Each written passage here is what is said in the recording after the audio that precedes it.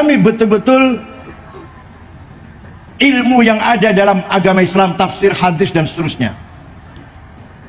Di agama lain, Yahudi, Kristen, apalagi Hindu, Buddha, apalagi tidak ada ilmu yang semacam usul fikih, yaitu metode bagaimana memahami Quran dan hadis sehingga melahirkan ijtihad yang menghasilkan ilmu fikih. Yahudi tidak ada, Kristen boten wonten. Ya baca teks aja, baca Injil lah. Ilmu semacam usul fikih, ayatnya ada muhkamah, mutasyabihah, mutlaqah, muqayyadah, ammah, khassah, nasikhah, mansukhah. Gak ada hakiki, majazi. Ilmu itu gak ada di Yahudi Kristen. Bukan menghina, ini kenyataan, pembahasan ilmiah ini, bukan menghina, bukan.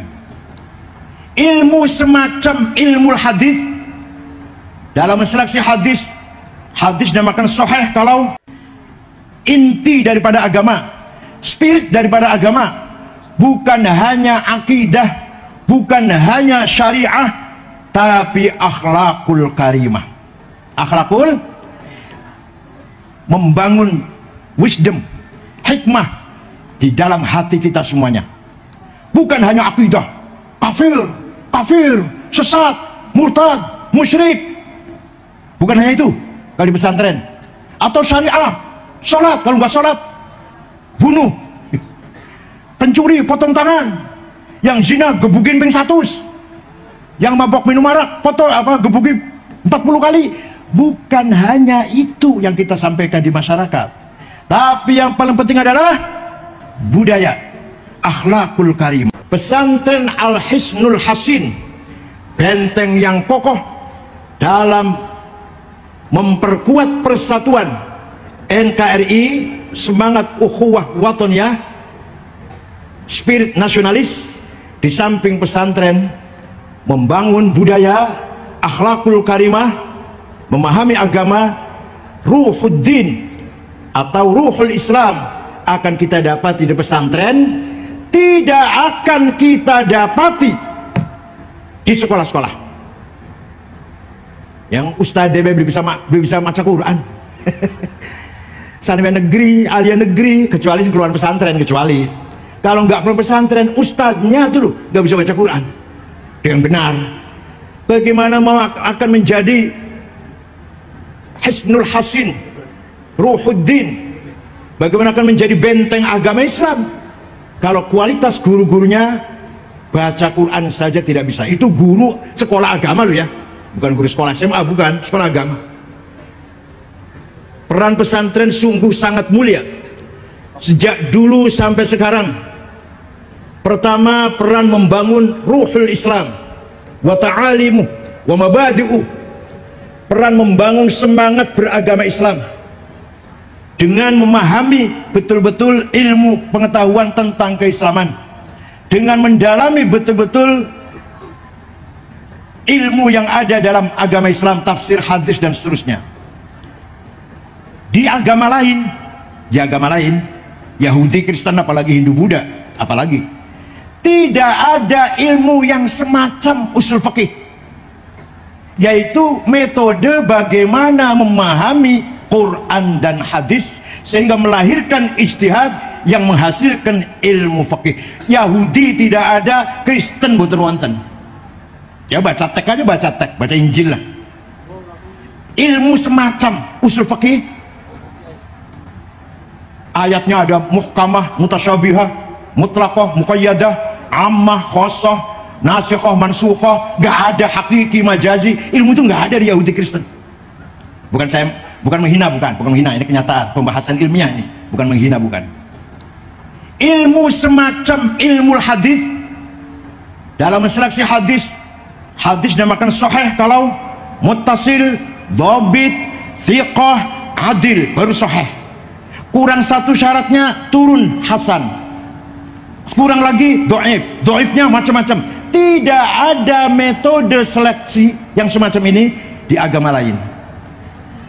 Nah, di kita pun di tengah-tengah umat Islam ini yang masih menekuni ilmu itu hanya di pesantren. Ini namanya ruhul Islam, betul-betul membesarkan, membentengi ilmu pengetahuan agama Islam. Bukan fikihnya loh, bukan fikihnya, bukan hadisnya, ilmu usul fikihnya, ilmu mustalah hadisnya yang tidak ada di luar pesantren. Kalau tuh ada cuma tekstual banget atau dangkal banget. Di pesantren Latiful Syarat sampai Jamul Jawami, kiainya menerangkan sampai kemeringet, padahal langkah bayarannya padahal. Tadi Mas kamu sudah menjelaskan kalau sowan ke kiai harus pakai bawa sedekah. Makanya yang menghina kiai dalam hal amplop langsung dipecat oleh kamu sendiri yang mecat. Ilmu semacam itu, manhaj, metodologi memahami Quran, metodologi menseleksi hadis, tidak dimiliki oleh lembaga pendidikan di luar pesantren. Percaya saya sama saya pernah kuliah di Indonesia ini dan melanjutkan ke Timur Tengah. Betapa jauhnya perkuliahan di sini dengan perkuliahan di Timur Tengah, betapa jauh kualitasnya. Hadirin saya hormati, di pesantren ada pelajaran Al-Quran face to face, muwajahah, wajahan biwajihin, ya masih gitu ya, berhadapan satu anak dengan kiainya. Maka kita jamin khotimin Quran dari pesantren SAS ini yakin baca Qurannya fasih. Belum tentu, bukan hanya belum tentu, kalau ngaji Qurannya cuma kolektif, ustadznya baca terus ayo rame-rame menirukan, nggak akan sefasih yang wajihan biwajihin. Talaki wajihan biwajin, talaki mubashir. Ini merupakan kelebihan pesantren, terutama Kempek. Ya saya kira Gedongan juga sama lah, babakannya sama, ngaji Qurannya wajihan biwajihin. Tidak mungkin terjadi metode ini, tidak akan kita dapati di luar lembaga pesantren. Luar biasa. Bahagialah para khotimin yang telah menyelesaikan khotmil Quran di pesantren Kempek ini. Anda atau saudara-saudara semuanya, adik-adik semuanya telah mendapatkan pelajaran tilawatil Quran, qiraatil Quran, qiraah mujawwadah, qiraah yang sangat baik melalui guru-guru yang ada di pesantren Kempek.